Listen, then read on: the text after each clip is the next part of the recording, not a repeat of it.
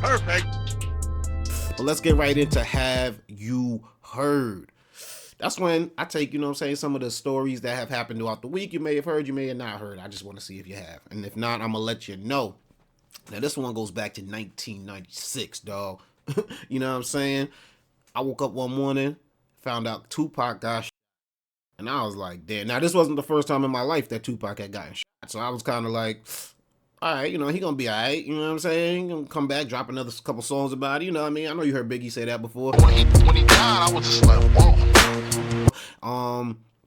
But now this was different, man. He passed away a couple days later, and it was one of the craziest unsolved mysteries that we've had in about the past 30 years. John Benet Ramsey, unsolved mystery. You know what I mean? Nicole Brown Simpson, unsolved mystery. You know what I mean? If you want to call it that. But yeah, Tupac was in that list. And they made an arrest. I remember a couple months ago you heard they did a raid over there in Las Vegas and wanted to see what was going on, but no arrest came from it. Not actually any information came from it or anything like that. But finally, law enforcement officials announced on this past Friday that 60-year-old Duane Keefe D. Davis was charged with one count of with use of a deadly weapon with gang enhancement. Now, like I said, 2 months ago, the Las Vegas police raided Keefe D's wife's home in Henderson. They said they were looking for something, but they didn't really specify on what it is they found, what it is they came up with. But yeah, apparently they went through computers, they went through a hard drive, a Vibe magazine with Tupac Shakur on it had some significance, I guess. Bullets for 40 caliber. Tubs containing photographs, and a copy of Davis's 2019 tell-all memoir, Compton Street Legend. Man, in this book, the funny thing about this book, Keefe D admitted being there, was being in the car. He said broke down the whole situation happening. So I'm not really understanding two concepts. Why this took so damn long, and number two, why are criminals so obsessed with telling people what the hell it is that they did? Like, I got a theory that just criminals love being caught, man. You got to tell somebody. I remember when I was in junior high school, maybe, I seen a book called, it was a poem by Edgar Allan Poe, I believe, and it was called The Raven. And I guess the main point of the poem is just like, how grief, how you losing somebody, things just always keep reminding you of them, and you can't escape it. And I feel like the same thing happens when somebody commits a crime and they might murder somebody. It's like that ghost haunts them. They got to keep talking about it. They got to tell somebody, because if they hold it in, it's just too much. And your man Keefe D wrote a whole book. You know what I'm saying? I don't think the whole book was about necessarily Tupac's murder, but I think there's definitely an excerpt. I'll read you a little bit right here. That was about it. All in unison, our heads turned. There the motherfuckers go right there. If Pac had not been hanging out the window, we would not have seen him. Buster you.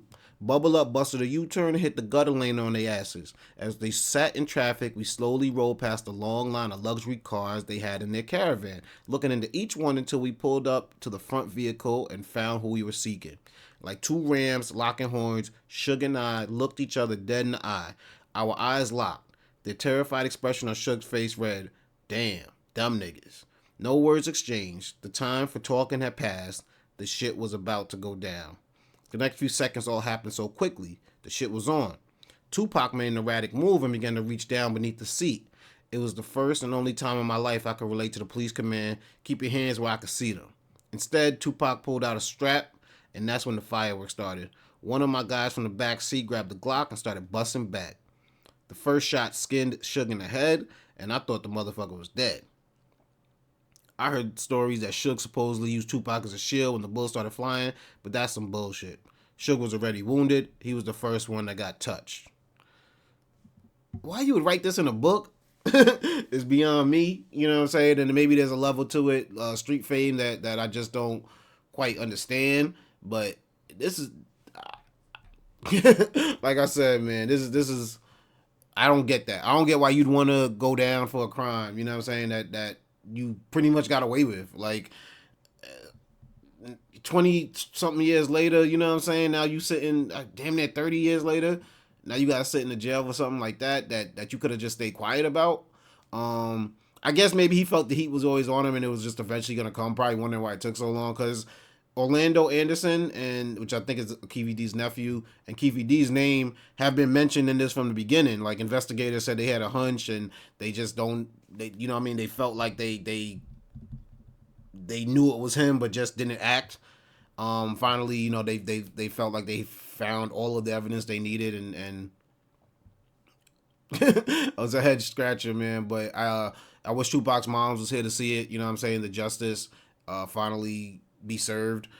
Somebody for being held responsible for the murder that happened on the Las Vegas Strip after a Mike Tyson fight. You know what I mean? That's gotta hurt. That nothing to come out of that. So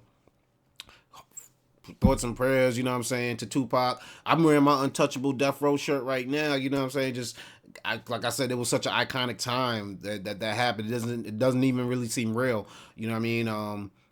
And I'm happy that justice is finally being served, but I'm like everybody else wondering what took so damn long. Perfect Talk is what it do, man. Thank you for checking out this Perfect Talk short clip. But go check out the full episodes right there on the YouTube channel, man. Subscribe, hit that like button, baby.